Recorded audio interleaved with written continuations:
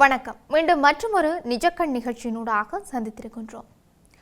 நாட்டின் எரிசக்தி சுதந்திரத்திற்காக அரசாங்கம் எப்போதும் நிற்கும் என்றும் மின்சாரத்துறையை எந்த நேரத்திலும் தனியார் நிறுவனங்களுக்கு ஒப்படைக்க அரசாங்கம் தேவையில்லை என்றும் ஜனாதிபதி வலியுறுத்தியிருக்கின்றார். கடந்த மாதம் 26ஆம் தேதி நிறைவேற்றப்பட்ட 2025ஆம் ஆண்டின் 14ஆம் இலக்க இலங்கை மின்சார திருத்த சட்டமூலத்தின் மூலம் மின்சார சபையை மறுசீரமைத்து முழுமையாக அரசுக்கு சொந்தமான 4 நிறுவனங்கள் நிறுவப்பட்டுள்ளது. இது தொடர்பில் இடம்பெற்ற கலந்துரையாடலின் போதே அவர் மேற்கொண்ட விடயத்தை வலியுறுத்தி இருக்கின்றார். இதன்படி தேசிய அமைப்பு நிறுவனம், தேசிய பரிமாற்ற வலையமைப்பு சேவைகள் நிறுவனம், இலங்கை மின்சார விநியோக நிறுவனம் மற்றும் இலங்கை மின் உற்பத்தி நிறுவனம் என்று கூறப்பட்டுள்ளது. அதன்படி இலங்கை மின்சார திருத்த சட்டத்தின் கீழ் நிறுவப்பட்ட 4 நிறுவனங்களுக்கான ஊழியர்களை ஆட்சேர்ப்பு செய்யும் பணி தற்போது தொடங்கப்பட்டுள்ளதாக கூறப்படுகின்றது. இத்தகைய பின்னணியில் மின்சார தொழிற்சங்கங்கள் தங்கள் வேலைநிறுத்த போராட்டத்தை தொடங்கியுள்ளன மற்றும் அனைத்து கொள்முதல் நடவடிக்கைகளிலிருந்தும் விலகுவதாக அறிவித்தும் இருக்கின்றன. இந்த நிலையில் மின்சார சபை ஊழியர்களில் ஒரு பகுதியினர் இந்த நிறுவனங்களில் சேர விருப்பம் தெரிவித்து கடிதங்களை சமர்ப்பித்துள்ளதாக எரிசக்தி அமைச்சகம் அறிவித்திருக்கின்றது. இதற்கிடையில் மின்சாரம் வழங்கல் தொடர்பான அனைத்து சேவைகளையும் அத்தியாவசிய சேவைகளாக அறிவிக்கும் ஒரு வர்த்தமானி அறிவிப்பை ஜனாதிபதி அனுரகுமார திசாநாயக்க வெளியிட்டிருந்தார். இதை மின்சார சபையின் ஊழியர்கள் குழு அசாதாரணமானது என்று கருதியிருந்தது. அனைத்து மின்சார ஊழியர்களின் விடுமுறையையும் ரத்து செய்ய நடவடிக்கையும் எடுக்கப்பட்டுள்ளது.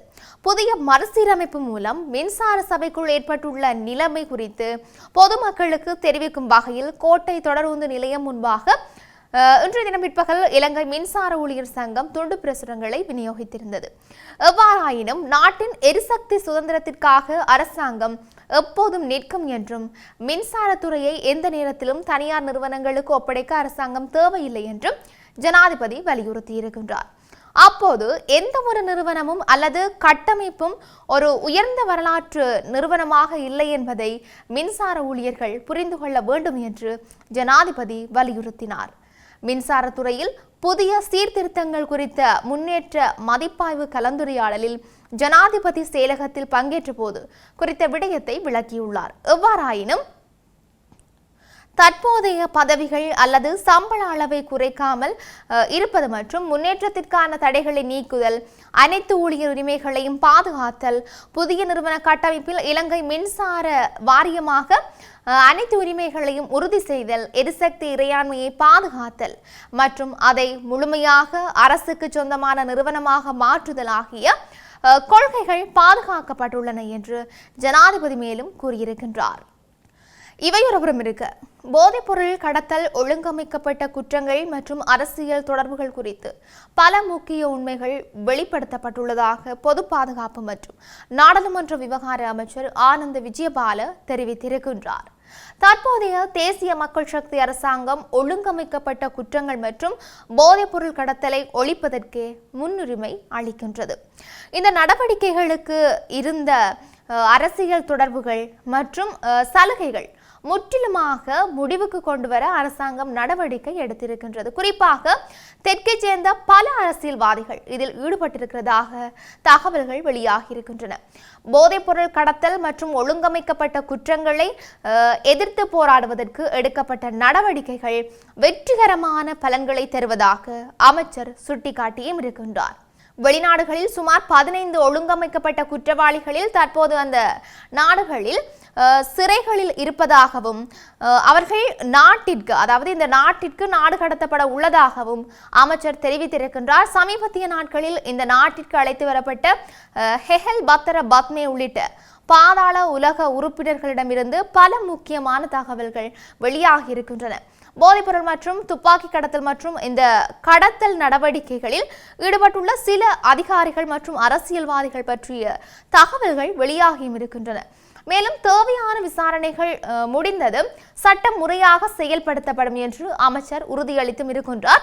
இந்த பெரிய அளவிலான சோதனைகள் மற்றும் தகவல் கசிவுகள் ஒரே நேரத்தில் நிகழும் காரணங்களை விளக்கிய அமைச்சர் முந்தைய அரசியல் கலாச்சாரத்தின் கீழ் போலீஸ் மற்றும் புலனாய்வு அமைப்புகள் மோசமடைந்துள்ளதை விளக்கியும் இருக்கின்றார்.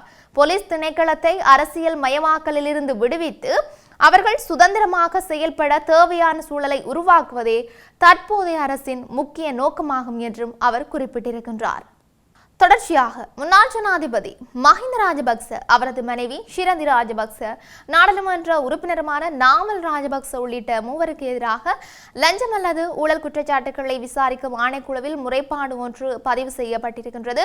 ராஜபக்சர்களின் ஊழல் நடைமுறைகள், பண மோசடி மற்றும் சொத்து பொறுப்புகள் தொடர்பில் விசாரணைகளை மேற்கொள்ளுமாறு கோரி குறித்த முறைப்பாடு பதிவு செய்யப்பட்டிருக்கின்றது.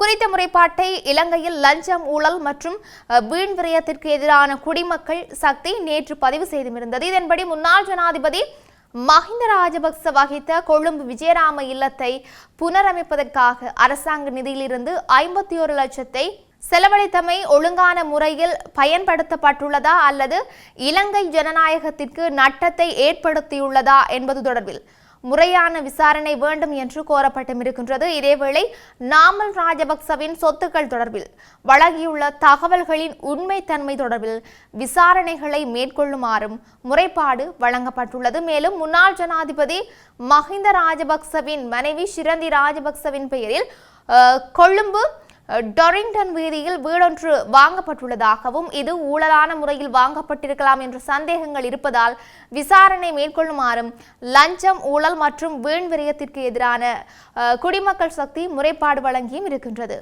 இவையொருபுறம் இருக்க, திருகோணமலை பட்டணமும் சூழலும் பிரதேச செயலக தவிசாளர் வே சுரேஷ் அவர்களை பிரதி அமைச்சர் தொலைபேசி அழைப்பு மூலமாக அச்சுறுத்தியதாக தெரிவித்து சபை அமர்வு நடைபெறும் தினமான இன்று காலை கருப்பு பட்டி அணிந்து சபை உறுப்பினர்கள் தமது எதிர்ப்பினை வெளிப்படுத்தியிருந்தனர். கடந்த வாரம் முன்னாள் மாகாண சபை உறுப்பினர் நாகேஸ்வரன் அவர்களது இறுதிச் சடங்குக்கு தாம் சென்று கொண்டிருந்த வேளை தமக்கு பிரதி அமைச்சரது தொலைபேசி இலக்கத்திலிருந்து அழைப்பு விடுக்கப்பட்டதாகவும் குறித்த அழைப்பினை தாம் எடுத்தபோது அதில் பிரதி அமைச்சர் பேசுவதாகவும் இவ்வளவு காலமும் நீங்கள் எப்படியாகவும் இருந்துவிட்டு போய்விடலாம் என்றும் அதன் பின்னராக அச்சுறுத்தும் வகையிலான தொனியில் சில வார்த்தைகளை பிரயோகித்ததாகவும் அவர் ஊடகங்களுக்கு கருத்து தெரிவித்தும் இருந்தார். இப்படி இருக்க நாட்டில் இன்னும் என்னெல்லாம் நடக்கப் போகின்றது என்று நாங்களும் பொறுத்திருந்து பார்க்கலாம். மீண்டும் மற்றொரு பதிவினூடாக சந்திக்கலாம். வணக்கம்.